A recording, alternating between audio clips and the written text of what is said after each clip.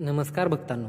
श्री ब्रह्मचैतन्य गोंदवलेकर महाराज अमृतवाणी या आपल्या यूट्यूब चॅनलमध्ये तुम्हा सर्वांचे मनापासून स्वागत आहे.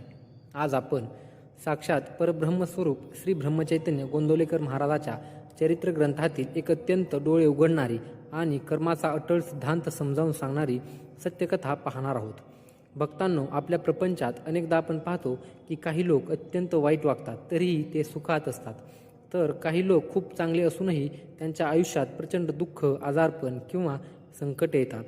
अशा वेळी आपल्या मनात प्रश्न येतो की देवा, मी कोणाचेही वाईट केले नाही, तरीही माझ्याच नशिबात एवढे दुःख का? मी असा कोणता गुन्हा केला आहे ज्याची शिक्षा मला मिळत आहे?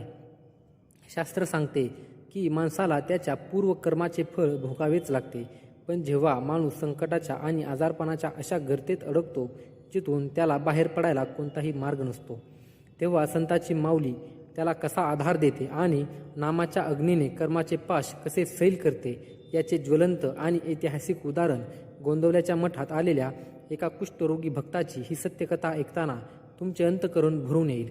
चला, अत्यंत शांत चित्ताने हे दिव्य विचार नक्की ऐकूया. भक्तांनो, ही घटना आहे गोंदवल्याच्या मठातील. एक दिवस दुपारच्या वेळी जेव्हा महाराज भक्तांना मार्गदर्शन करत होते, तेव्हा मठाच्या प्रवेशद्वारापाशी एक माणूस आला. त्याचे शरीर अत्यंत भयंकर अशा कुष्ठरोगाने जर्जर झाले होते. त्याच्या अंगावर ठिकठिकाणी जखमा झाल्या होत्या, त्यातून रक्त आणि पू वाहत होता. त्याच्या शरीरातून प्रचंड दुर्गंधी येत होती. त्या दुर्गंधीमुळे मठात बसलेले इतर भक्त आपले नाक बंद करू लागले आणि त्याच्यापासून लांब पळू लागले. त्या रुग्णाची अवस्था अत्यंत दयनीय होती. समाजाने त्याला बहिष्कृत केले होते. त्याच्या हक्काच्या घरच्यांनी आणि नातेवाईकांनाही त्याला घरातून हाकलून दिलेले होते. तो जिवंतपणी नरकयातना भोगत होता. जेव्हा विज्ञानाने आणि डॉक्टरांनी हात टेकले, तेव्हा तो रडत रांगत साक्षात श्री ब्रह्मचैतन्य गोंदवलेकर महाराजाच्या चरणी आला. तो दुरूनच महाराजांच्या पायावर पडला आणि ढसाढसा रडू लागला.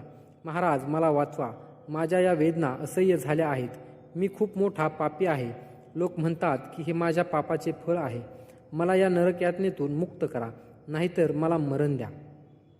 मठातील लोक महाराजांना सांगू लागले, महाराज, याला लांब ठेवा. याच्या आजाराचा संसर्ग इतरांना होईल.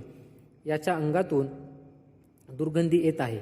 पण भक्तांनो, संतांचे हृदय तर साक्षात करुणेचा सागर असते. जिथे जगाची दया संपते तिथून संतांची माया सुरू होते. महाराजांनी लोकांचे ऐकले नाही. ते स्वतः उठले आणि रुग्णाच्या जवळ गेले. महाराजांनी त्या रुग्णाकडे अत्यंत प्रेमाने पाहिले. महाराजांच्या दिव्य डोळ्याने, अंतर्ज्ञानाने त्या माणसाचे पूर्वसंचित म्हणजेच त्याचे जुने कर्म पाहिले. महाराजांना दिसले की या माणसाने पूर्व आयुष्यात अत्यंत क्रूर कृत्य केले होते. त्याने एका मुक्या गायीला अत्यंत निर्दयीपणे मारहाण केली होती आणि एका असहाय्य गरीब ब्राह्मणाचा छळ करून त्याचे हक्क हिरावून घेतले होते. त्या मुक्या प्राण्याचे अश्रू आणि त्या गरिबाचा शाप या कर्मामुळेच त्याच्या शरीराची ही अवस्था झाली होती. महाराज त्याला अत्यंत गंभीर आवाजात म्हणाले, बाबा, तू जे कर्म केले आहेस त्याचे फळ तर तुला भोगावेच लागेल, कारण या सृष्टीचा नियम आहे. पेराल तेच उगवेल. कर्माचा सिद्धांत साक्षात देवालाही चुकत नाही. संत तुमचे कर्म नष्ट करत नाहीत, कारण तो निसर्गाचा नियम आहे. पण जर तू आता भगवंताचे शरण घेतलीस तर हे कर्म भोगण्याची ताकद तुला नक्कीच मिळेल आणि या वेदनेची तीव्रता थोडी कमी होईल. त्या माणसाने हात जोडले आणि म्हणाला, महाराज, माझे पाप मी मान्य करतो. मी अज्ञानात वाहून गेलो होतो. आता तुम्ही सांगाल ते प्रायश्चित्त मी करायला तयार आहे, पण मला तुमच्या चरणाशी आश्रय द्या. महाराजांनी त्याला मठाच्या एका कोपऱ्यात राहण्याची व्यवस्था करून दिली आणि त्याला परमार्थाचा एक अत्यंत कठीण पण अद्भुत मार्ग दाखवला. भक्तांनो, यानंतर मठात जे घडले ते पाहून तिथे उपस्थित असणाऱ्या मोठ्या पंडितांचे आणि सावकारांचे डोळे उघडले. साक्षात मठाधिपती असणारे, ज्यांच्या दर्शनाला हजारो लोक येत होते, ते श्री ब्रह्मचैतन्य गोंदवलेकर महाराज रोज सकाळी स्वतः त्या कुष्ठरोगी माणसाजवळ जात असत. महाराज स्वतःच्या हाताने त्या रुग्णाच्या जखमा स्वच्छ करत, त्यावर औषध लावत आणि मलमपट्टी करत असत. मठातील कारभाऱ्यांनी महाराजांना अडवण्याचा प्रयत्न केला. महाराज, आपण हे काय करत आहात? आपण साक्षात परब्रह्म आहात. आपण एका कुष्ठरोग्याची सेवा का करत आहात? तेव्हा महाराज खूप सुंदर उत्तर द्यायचे. महाराज म्हणायचे, अरे, हा रुग्ण म्हणजे दुसरा कोणी नसून माझ्या रामाचेच एक रूप आहे. याने पूर्वकर्मामुळे हे रूप घेतले आहे. जर मी याची सेवा केली नाही तर माझ्या रामाची सेवा कशी होईल? संतांचे कामच दुःखी लोकांचे अश्रू पुसणे हे आहे. महाराजांनी त्या माणसाला एक मुख्य नियम दिला. महाराज म्हणाले, बाबा, रोज सकाळी आणि संध्याकाळी मिळून तुला कमीत कमी 10,000 वेळा श्रीराम जय राम जय जय राम या महामंत्राचा जप करावा लागेल. तुझा देह जसा नामाच्या अग्नीत भाजून निघेल तसे तसे तुझे कर्माचे पाश सैल होतील. त्या माणसाने महाराजांच्या शब्दांवर 100% विश्वास ठेवला. तो वेदनेने विव्हळत असतानाही डोळ्यात पाणी आणून अखंड नामस्मरण करू लागला. श्रीराम जय राम जय जय राम, श्रीराम जय राम जय जय राम. दिवसांमागे दिवस गेले, महिने सरले. त्या मठाच्या कोपऱ्यात बसून त्या माणसाने अखंड नामस्मरणाचा यज्ञ चालवला होता. आणि भक्तांनो, काही महिन्यातच तिथे एक असा अलौकिक चमत्कार घडला ज्यावर विश्वास ठेवणे कठीण होते. नामाच्या अदृश्य शक्तीने आणि महाराजांच्या पवित्र हस्तस्पर्शाने त्या माणसाच्या अंगावरील जखमा हळूहळू भरू लागल्या. त्याच्या शरीरातून वाहणारा पू आणि रक्त थांबले. नवीन शुद्ध त्वचा येऊ लागली.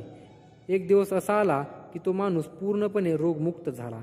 त्याचे शरीर एखाद्या सोन्यासारखे, कांचनासारखे शुद्ध आणि तेजस्वी झाले. त्याच्या शरीरातून दुर्गंधीऐवजी नामस्मरणाचा एक सात्विक सुगंध येऊ लागला. जेव्हा तो माणूस आरशात स्वतःला पाहू लागला तेव्हा त्याला स्वतःच्या डोळ्यावर विश्वास बसेना. तो पळत पळत गेला आणि महाराजांच्या चरणावर साष्टांग दंडवत घातला. तो महाराजांचे पाय धरून रडू लागला. महाराज, तुम्ही मला नवीन जन्म दिला. तुम्ही माझे दुर्धर कर्म नष्ट केले. महाराजांनी त्याला प्रेमाने उठवले आणि मोलाचा उपदेश केला, जो आज आपण सर्वांनी समजून घेणे गरजेचे आहे. महाराज म्हणाले, बाबा, मी तुझे कर्म नष्ट केले नाही. कर्म हे माणसाला भुकावेच लागते. पण जेव्हा तू रामाचे नाव घेतलेस तेव्हा त्या नामस्मरणाने तुला ती असह्य वेदना सहन करण्याची मानसिक ताकद मिळाली.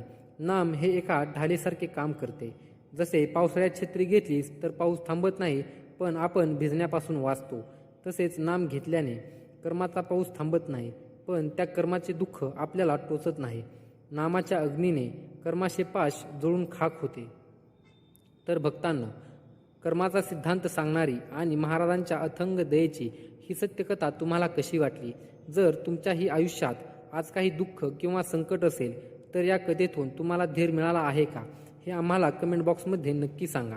जर आजच्या या दिव्य प्रसंगाने तुमच्या मनातील निराशा दूर केली असेल आणि तुम्हाला परमार्थाची खरी ताकद समजली असतील तर या व्हिडिओला आत्ताच्या आत्ता एक लाईक नक्की करा.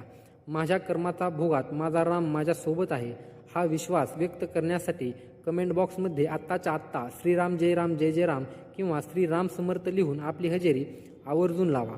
महाराजांचे असेच संकटात धीर देणारे, कर्मांचा सिद्धांत सोपा करून सांगणारे आणि भक्तीचा मार्ग दाखवणारे ऐतिहासिक प्रसंग नियमितपणे ऐकण्यासाठी आपल्या श्री ब्रह्मचैतन्य गोंदवलेकर महाराज अमृतवाणी या चॅनलला सबस्क्राईब करायला विसरू नका. बोला श्री ब्रह्मचैतन्य गोंदवलेकर महाराज की जय.